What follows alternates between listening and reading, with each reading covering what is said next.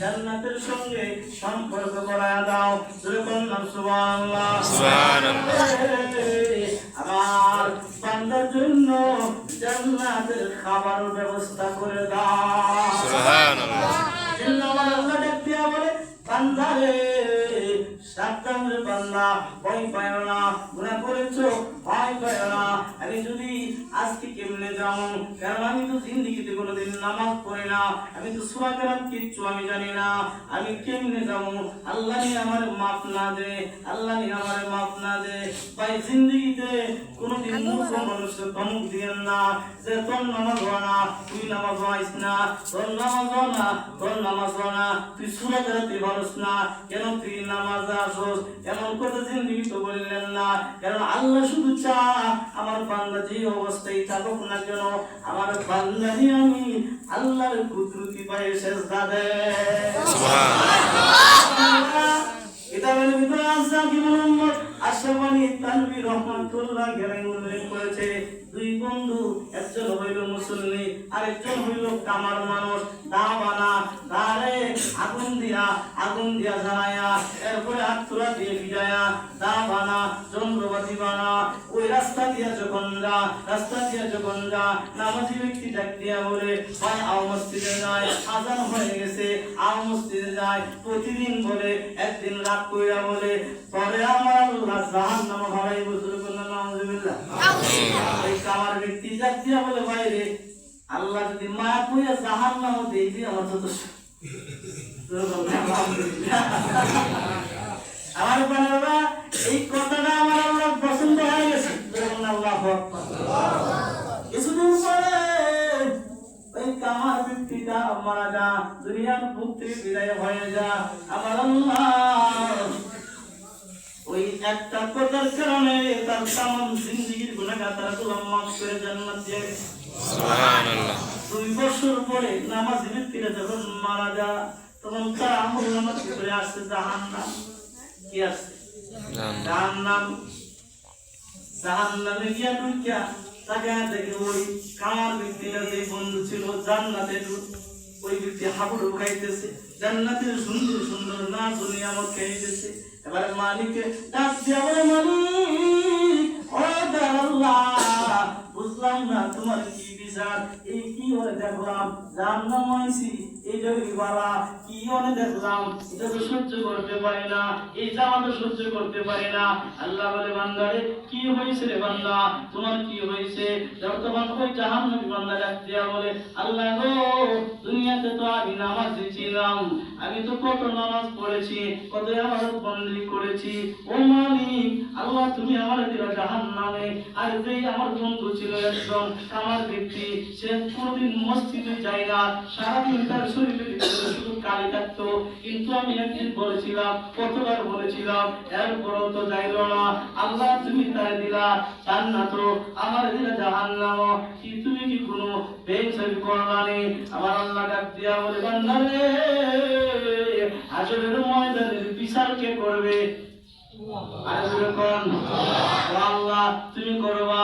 আমি যদি কইরা থাকি দুনিয়ার বিচারটা তুই কেমনে করবি? কেউ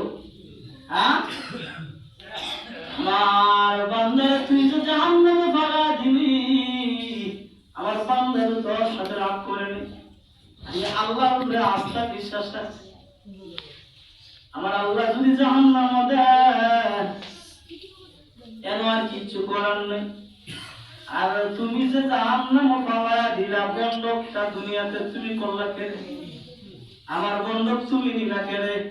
এই জন্য আমার অনেক মানুষ এমন আছে, মূর্খ মানুষ, নামাজ পড়তে পারে না, সূরা কেরাত জানে না, নামাজে দাঁড়াইলে এদিক সেদিক তাকা।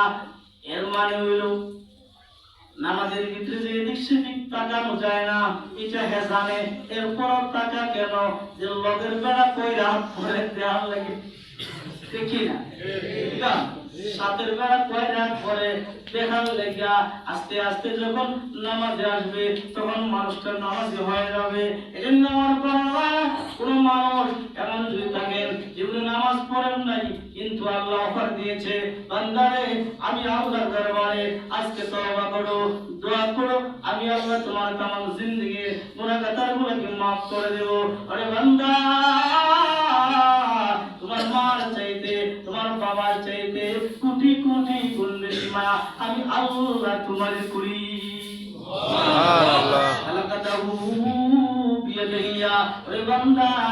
তোমার চেহারাটাকে আমি আল্লাহ কুদরতি ভাবে হাত দিয়া বানাইছি, কত আদর কইরা বানাইছি রে বান্দা, কত মা করে জানোস নি? আমি আল্লাহ কত মা করে জানোস নি? কিতাবের ভিতরে আসছে রে ভাই 70 বছর যাবত, আরেক রিওয়ায়াতে আছে 300 বছর যাবত এক মূর্তি পূজক ইয়া সনম বলে ডাকাডাকি করে। সনম শব্দের অর্থ হইল মূর্তি, আর সমদ শব্দের অর্থ হইল আল্লাহ। সমদ শব্দ অর্থ কি? আল্লাহু আহাদ, আল্লাহুস সামাদ। একটা হইল সামাদ, সামাদ শব্দ কোরআনে আছে, আর সনম শব্দ হিন্দুরা গীতার ভিতরে আছে। ইয়া সনম, সনম মানে বড় মূর্তির নাম। ইয়া সনম বলে ডাকাডাকি করতেছে 70 বছর ধরে, ইয়া সনম সনম বলে ডাকাডাকি করছে।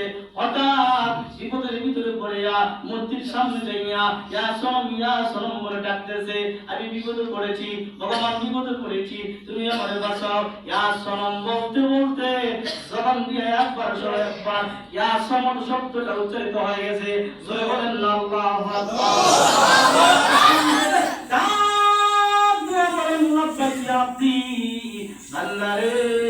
আমি আল্লাহ তোমার সামনে হাজির।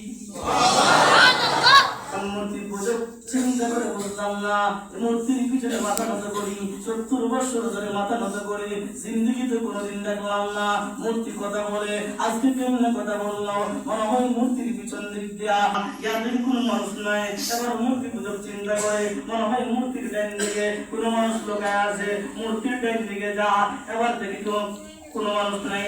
আবার চিন্তা করে মনে হয় মূর্তির বাম দিক দিয়া কোনো মানুষ লুকায় আছে, এবার মূর্তির বাম দিকে যা, দেখে গিয়ে কোনো মানুষ নেই। তখন আবার চিন্তা করে আমি তো বুঝলাম না আওয়াজটা কোথায় থেকে আসলো, এই জায়গার ভিতরে আমি ছাড়া তো কেউ নাই, আমার মূর্তি ছাড়া তো কেউ নাই, আমার সনম ছাড়া তো কেউ নাই। তখন বুঝলাম না ওই মূর্তি পূজক চিন্তা করলো আমি যে শব্দটা উচ্চারণ করেছি শব্দটা মনে হয় কোন শব্দটা মনে হয় কোন ভালো শব্দ হবে, কোন পবিত্র শব্দ হবে।